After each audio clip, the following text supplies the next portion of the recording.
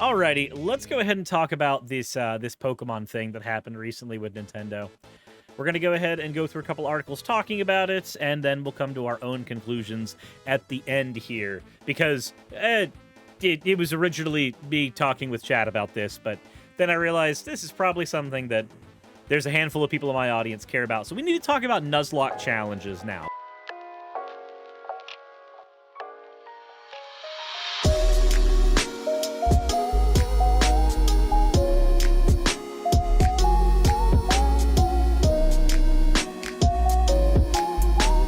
First one we have here is from Makishin IRL. Said more coins. More coins. I mean, yep, they are more coins.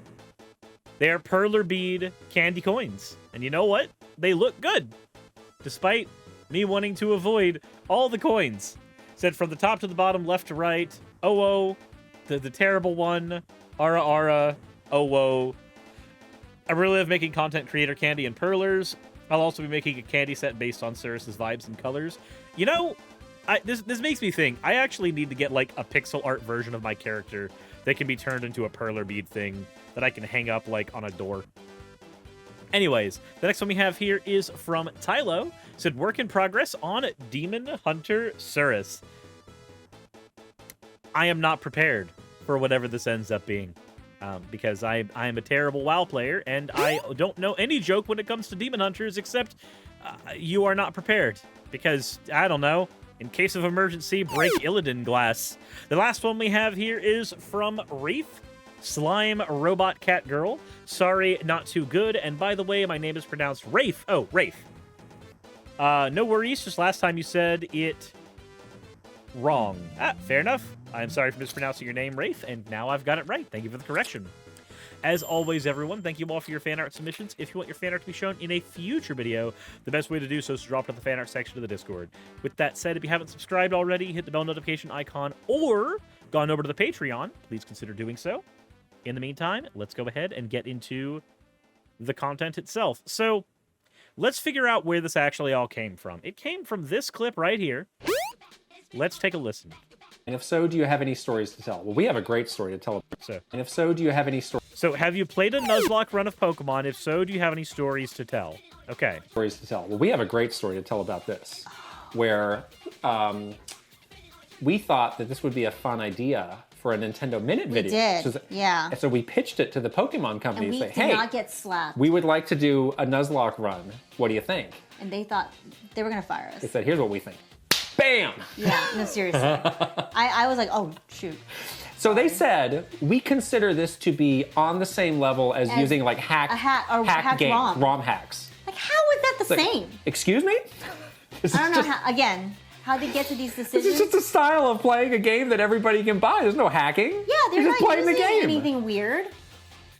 That was truly, again, one of the more like, what? Wait, what? Responses. Yeah. And there was a lot of creators that played Nuzlocke, a style of Pokemon, they got like erased from their creator program. So now you can see like why people got afraid to propose what seemed like very basic ideas. Yeah. Because there was such just unpredictability of like, am I going to get like in huge trouble for suggesting we really did. Like, we normal thing? Huge, and like the thing is like once you get in trouble, then that's your reputation. They don't want to trust you again. You like lose access to all these things. So you do nothing.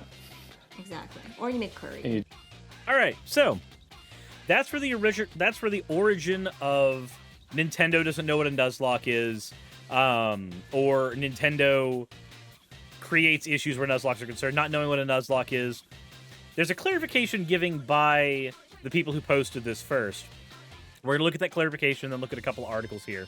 To clarify, by the way, creators that didn't work for Nintendo weren't getting blacklisted for doing just Nuzlocks. You'd have to be doing a randomizer or something with it. TPC probably didn't know a regular Nuzlocke was just self-imposed rules on a normal game.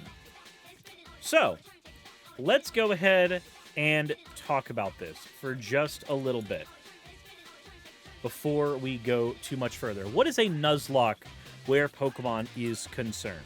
So, Suris, what is a Nuzlocke? I'm getting into it. So, A Nuzlocke is a style of house rule with the Pokemon games, where instead of going through the games normally, you treat any Pokemon that faints as dead. If a Pokemon faints in your party, even going to the Pokemon Center, the Pokemon's considered dead. It's gone. You no longer have access to that Pokemon. Typically, players will either take their Pokemon and put it into a box labeled dead or the fallen or something like that, or they'll just release the Pokemon into the wild completely in order to have the full-on emotional weight of your Pokemon's dead, it's not coming back. Second rule, usually, is you need to nickname any Pokemon that you get. Nicknaming the Pokemon increases your affection for them, your affiliation with them, so that if you have 3 Rattata and they all die, they weren't just 3 Rattata in your inventory, they were, Sparky, Summer, and Shu. The last rule that is usually imposed is if you enter a new area, so let's say you go into Viridian City and you go up to the route that's between Viridian City and Viridian Forest, that is considered an area. You are only allowed 1 Pokemon per area of the game. You don't... Like, if you're in Pallet Town, at the beginning of the game, you have your starter. That is your Pokemon for that area. Then you go north and you encounter a Pidgey. If you don't catch that Pidgey, you don't catch Pokemon in that area. Period. That's typically how those rules work. There are some people that will reset their game repeatedly so that they do not encounter a Pokemon in the starting area until they get their Pokeballs. However you decide you want to go about it is up to you for that. But the idea is limited number of Pokemon, only the first ones you find in any given area, and the Pokemon die if they faint. That's it. Well, you mentioned Team Nuzlocke? No, because it's largely irrelevant. So, all of that is stuff that can be done and is almost always done without modding a game. That is just a set of house rules one imposes on themselves. Said that was 1 per route. 1 per route, but people also will go 1 per area. So, like, if you go into Cerulean City, you have the ability to fish up a Magikarp in there and put that Magikarp on your team. But likewise, you wouldn't be able to catch the Magikarp in the cave right next to Mount Moon. Like, you wouldn't be able to get the Magikarp in the Pokemon Center. Sorry. The Pokemon Center right next to Mount Moon. You wouldn't be able to get that Magikarp that you get for 500 Pokedollars if you had already gotten, like, a Jigglypuff or a Nidoran in the grass directly below that Pokemon Center. I've always seen 1 per route and 1 per area being the same thing. But a route would be considered an area. Said some rules are the Nuzlocke doesn't start until you get the Pokeballs. Again, none of these matter. The basics of the Nuzlocke are there. Any variations you put on the Nuzlocke are entirely up to you. Are you allowed to use Potion? It's up to you. There are some people that do no healing routes. There are some people that don't. The minutia of it doesn't matter. The main rules are 1 Pokemon per area. Pokemon die when they are killed. And usually nickname your Pokemon. That's it. Those are the rules that matter. Any other rule, not super important. That is a self-imposed thing you chose to add on to it. What do you say about the Eevee in Celadon City? Take or no? Did you catch a Pokemon in Celadon City? No? Take the Eevee. If you decide to fish in that one lake in Celadon City that's just randomly there, then you don't get your Eevee. That would be my take. 1 per area. So, now, what is TPC? TPC is the Pokemon Company. So when I see a tweet like this that says, the Pokemon Company probably didn't know a regular Nuzlocke was just self-imposed rules on a normal game. Nuzlocke rules have been a thing for years. Let's actually see here. When was the first Nuzlocke?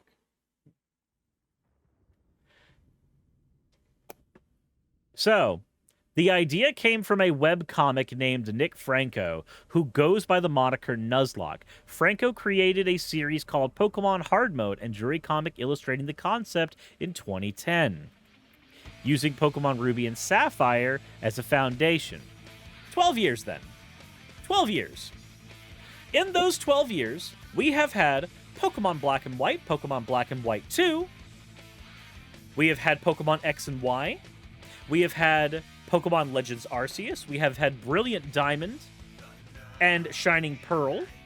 We have had Pokemon Sword and Shield. We have had Ultra Sapphire and Ultra... we've had Ultra Sapphire and Ultra Ruby, ORAS. We've had Sun and Moon. 3 or 4 generations of Pokemon games since Nuzlocke became a thing. Omega Ruby, whichever.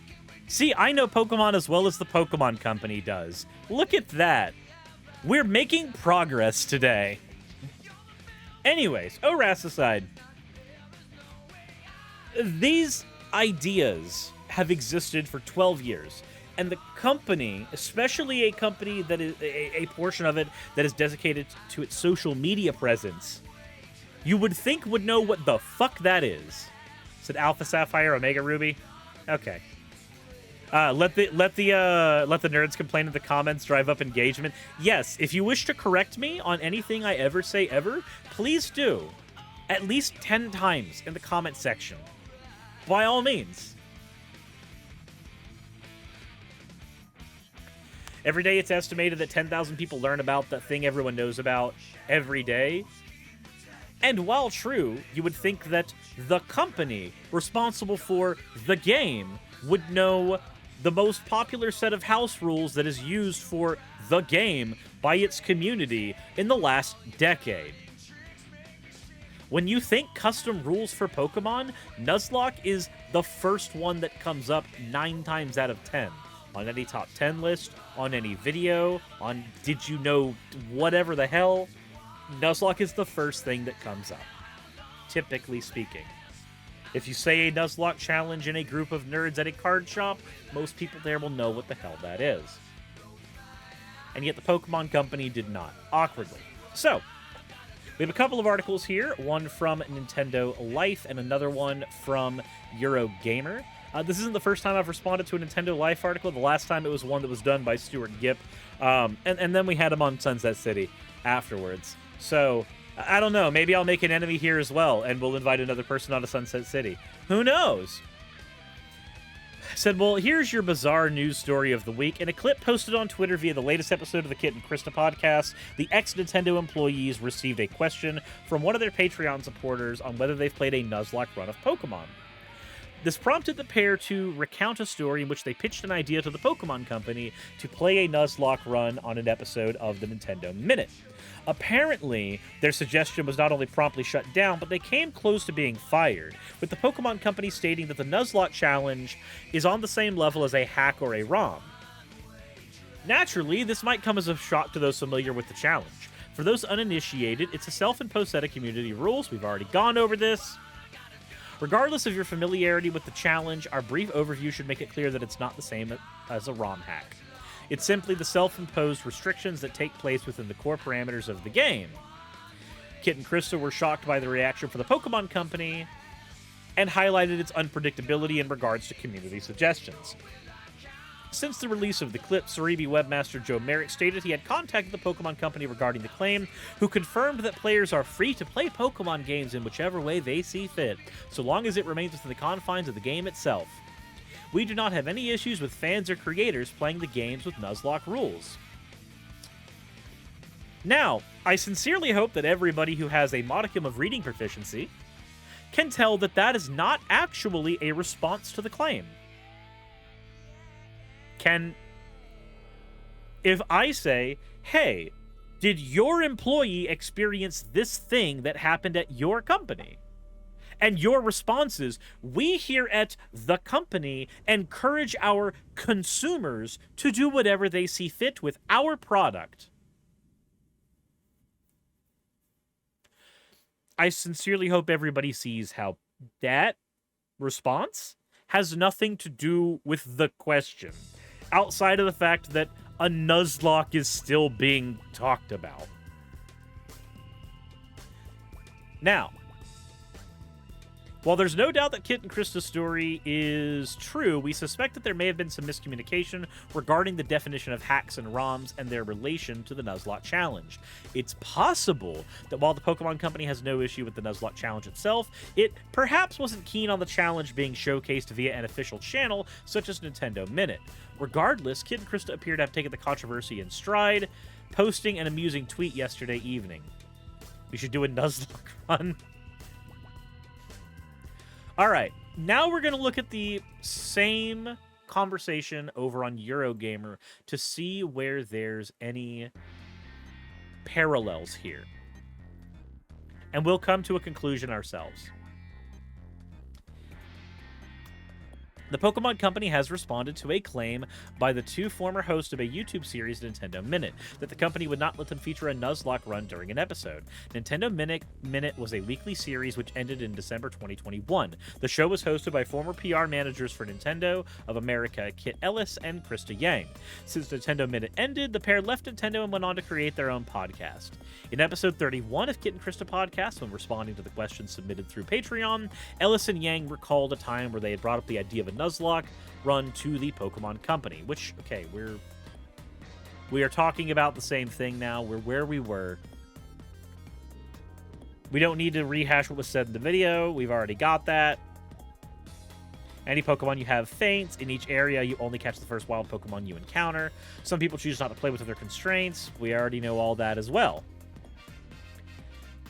Yang made a further claim regarding people who were part of the Nintendo Creators Program. There were a lot of creators that played Nuzlocke-style Pokemon that got erased from the Creator Program. Yang said, and the pair also claimed the bad reactions would put creators off from suggesting ideas for fear of their reputation with the Pokemon Company. The Pokemon Company has responded to the remarks made by Ellis and Yang in a statement issued to Eurogamer. The Pokemon Company International does not have any issues with any fans playing the games with Nuzlocke rules, which again is the same claim made in the last part, which is the exact same thing we already dealt with. It's identical. Now, let's go over a couple things here real quick. Let's go ahead and get the Nintendo Creator Program up. Now, what was the Nintendo Creator Program? Well, a creator would email Nintendo requesting a partnership and receive a message that would allow them to put something in the description of their video, which would allow Nintendo to take a quarter of the creator's ad revenue and would prevent them from receiving copyright takedowns and notices. Now, the reason that this happened in the first place is Nintendo used to get incredibly ban-happy with people and copyright strike-happy with anybody using their content on the platform.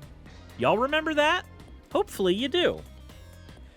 It showed that YouTube's copyright system was inherently broken. Many people accused Nintendo of not being able to handle criticism towards the actual program itself. The program itself wasn't super effective. All things considered, it was a giant fustercluck. There was no reason for the program to even need to exist. People playing your video game on a website like YouTube is literally free advertising for you. There's been a lot of decisions that Nintendo has made in regards to YouTube existing, which I will never agree with. One of them being, do y'all remember the Subspace Emissary for Super Smash Bros.? Do you know why we haven't gotten another Subspace Emissary in a future Super Smash Bros. Game? Another storied Smash Bros. Game?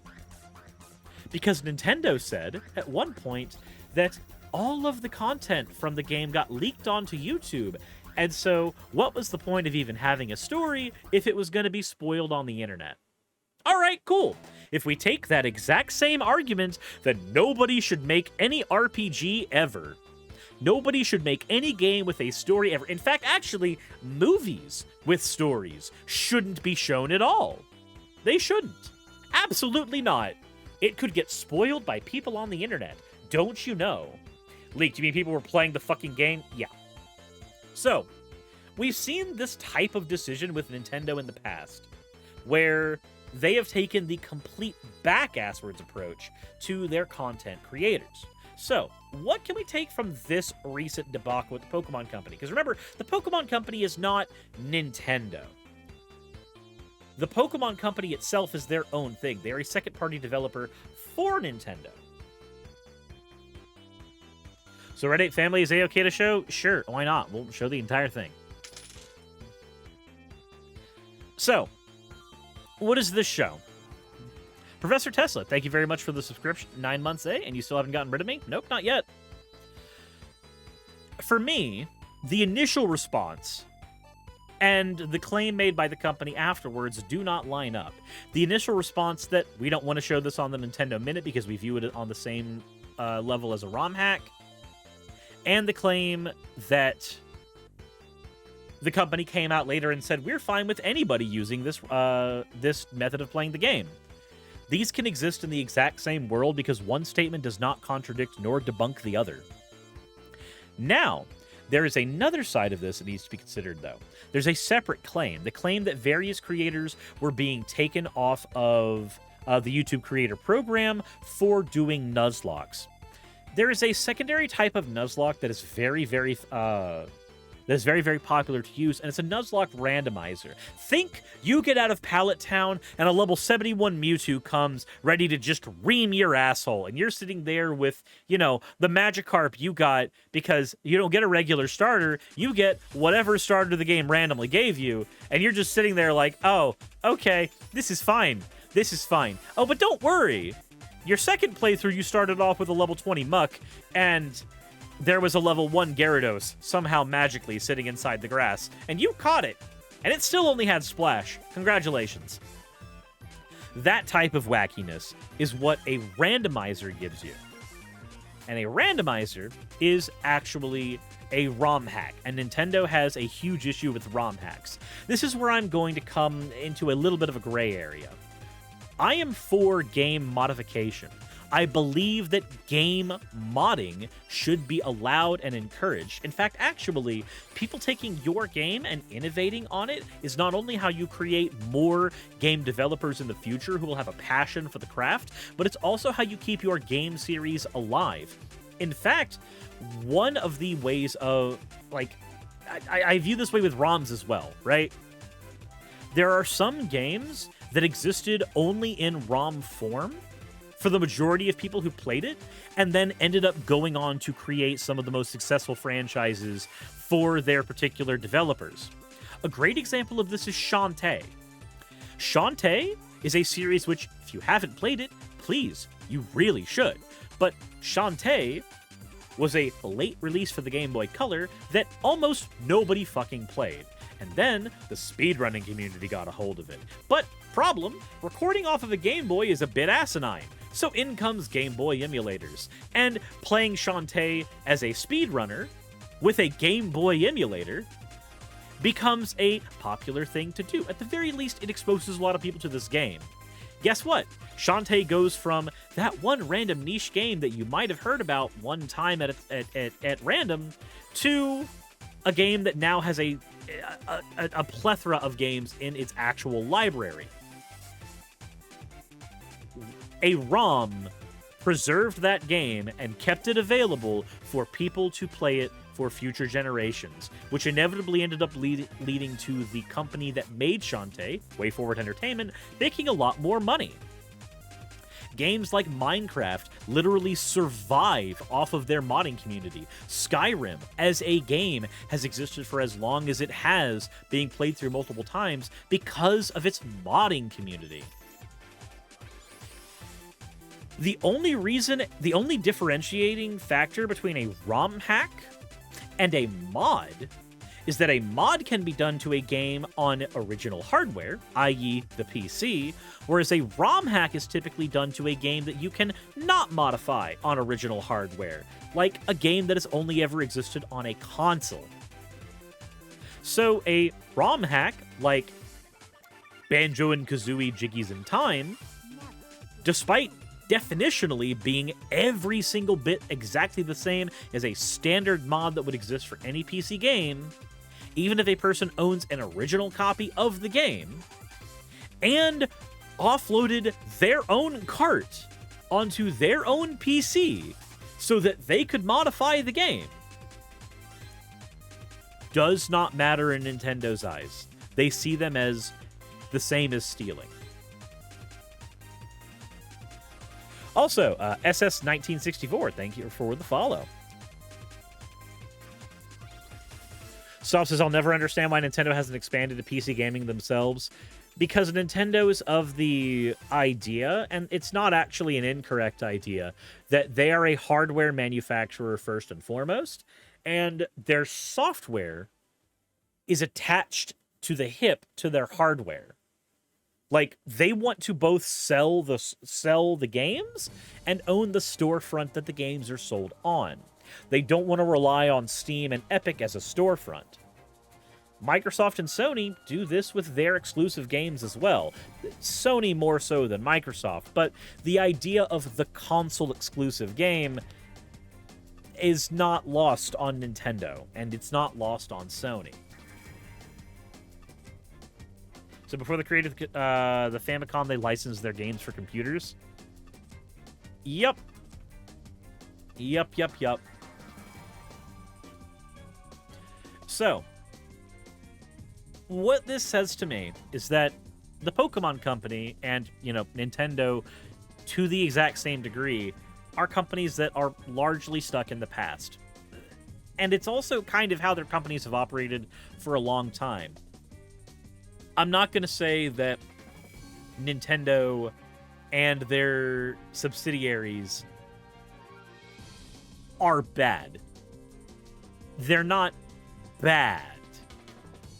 But I will say that when you will not allow an in-house set of rules to be featured on your channel, despite the fact that it is the most popular set of house rules there, and then when contacted, again, this is the Pokemon Company, not Nintendo, when contacted about the actual debacle, you say nothing about the debacle. You only say something about users playing the games. The question wasn't about users playing the games. The question is about two specific people who used to be employed by you. Did they experience this thing? Did that happen? I also, again, I will never agree with the position that a ROM hack is any different than game modification, and I also believe that game and console modification are things that not only should be allowed, but encouraged. Because this is how we get people interested. This is how we get people who want to actually be game developers. Many times, some of the best game developers, some of the most well-known ones in the industry, began with either starter software or began by modifying pre-existing games. Something that Nintendo would rather nobody do. Apparently. So you love mods, that's why I actually started playing PC games. Yep.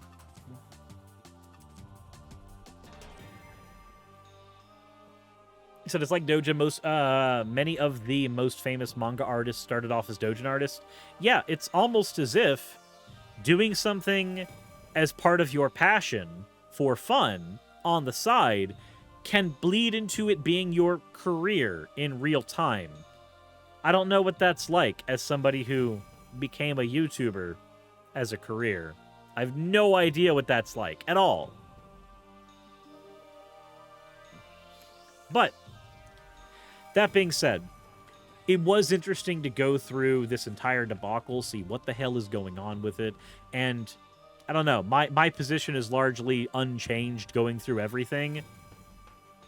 The Pokemon Company did not address the claims made by the specific people involved in the scenario, and the position on ROM hacks in general is also kind of a dumb one. It's very, very arbitrary, and it's very locked in the past. If these games were playable on current PCs right now, which Nintendo could do, or if they allowed some type of modification environment on their consoles themselves, then guess what? None of these conversations would be being had at all. A ROM hack and a mod for Pokemon Red would be the exact same thing, as I could purchase a copy of Pokemon Red on the PC for a nice clean $5 or $10. Quinn the Kid, thank you for resubscribing.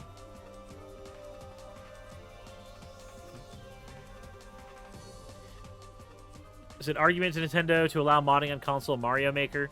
Yeah.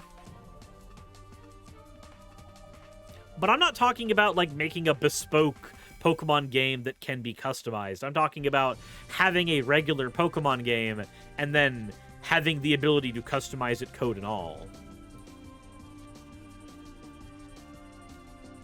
So, that said, let me know what you guys think in the comments section below. I'm going to try to branch out and do a few more of these less heavy topics on my channel. I know they're going to not garner as many viewers. There's fewer people on my channel that care about gaming stuff than ones that care about, you know, politics and religion and philosophy and stuff like that. But I would like to do stuff like this because it doesn't burn my brain out as much. As always, everybody, let me know what you think in the comment section below and insert end video tagline here.